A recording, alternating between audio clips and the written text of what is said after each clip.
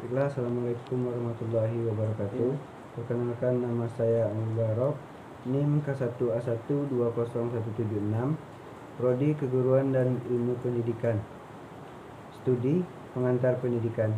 Di sini saya akan menjelaskan pendidikan yang sedang populer, yaitu problematika pendidikan di Indonesia.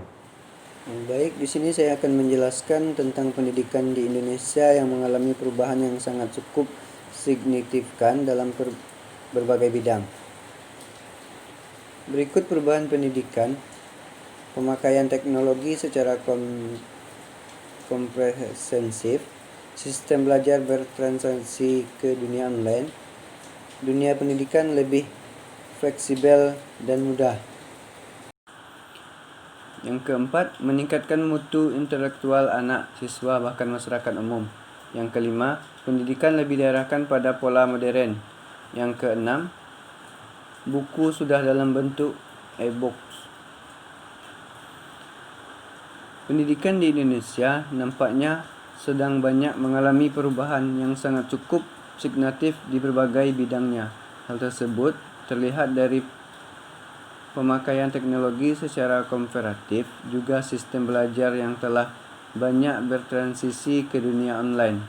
Artinya, pendidikan bersifat dinamis, serta tak dapat dipungkiri bahwa dunia pendidikan saat ini akan lebih fleksibel dan mudah, sehingga dapat meningkatkan mutu intelektual anak atau siswa, bahkan masyarakat umum. Pendidikan saat ini lebih diarahkan pada pola pendidikan yang lebih modern, di mana anak atau siswa tidak perlu lagi belajar di ruangan. Mereka bisa belajar di mana saja mereka mau. Bahkan si anak atau siswa tidak perlu lagi membawa buku-buku yang memberangkatkan mereka, dan mereka cukup membawa smartphone mereka, karena buku sudah dalam bentuk e-book. Dan yang lebih menarik lagi, si anak tidak perlu lagi membayar sekolah yang sangat mahal. Otomatis uang pendidikan mereka bisa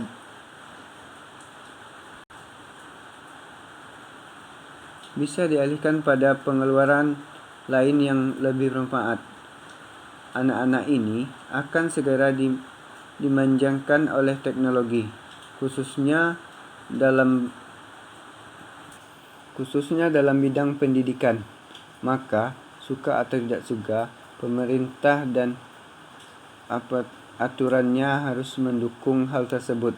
Selain pemerintahan, sekolah yang masih bertahan juga harus mendukung hal tersebut. Yang selanjutnya, mutu pendidikan yang ada di Indonesia. Yang pertama, keterbatasan akses pada pendidikan, terutama pada daerah pelosok. Yang kedua, jumlah guru yang belum merata. Dan yang ketiga, kualitas guru pun dinilai masih kurang. Alhasil, mereka akan jauh tertinggal dibanding anak-anak yang mengenyam pendidikan di kota yang umumnya sistem pendidikan lebih mumpuni. Maka dari itu, terkait persoalan mutu pendidikan di Indonesia, diantaranya adalah keterbatasan akses pada pendidikan, jumlah guru yang belum merata, serta kualitas guru itu sendiri dinilai masih kurang. Terbatasnya akses pendidikan di Indonesia, terlebih dari daerah berujung kepada meningkatkannya arus urbanisasi, lebih mendapatkan akses ilmu yang lebih baik di perkotaan. Selanjutnya, kasus putus sekolah anak-anak usia sekolah di Indonesia menjadi masalah besar untuk sekarang. Berikut faktor penyebabnya. Yang pertama, ekonomi keluarga.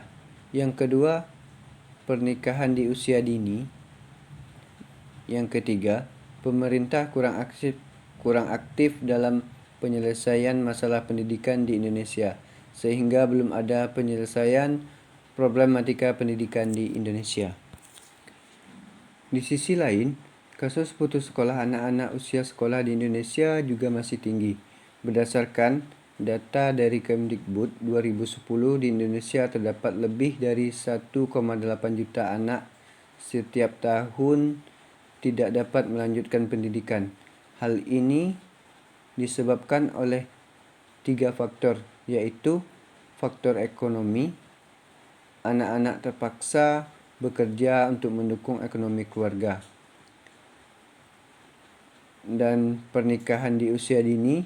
Menurut Sekretaris dalam hal ini, pemerintah juga kurang aktif dalam menyelesaikan masalah pendidikan, sehingga masalah ini menjadi masalah yang cukup besar karena sampai sekarang belum ada penyelesaian problematika pendidikan yang efektif.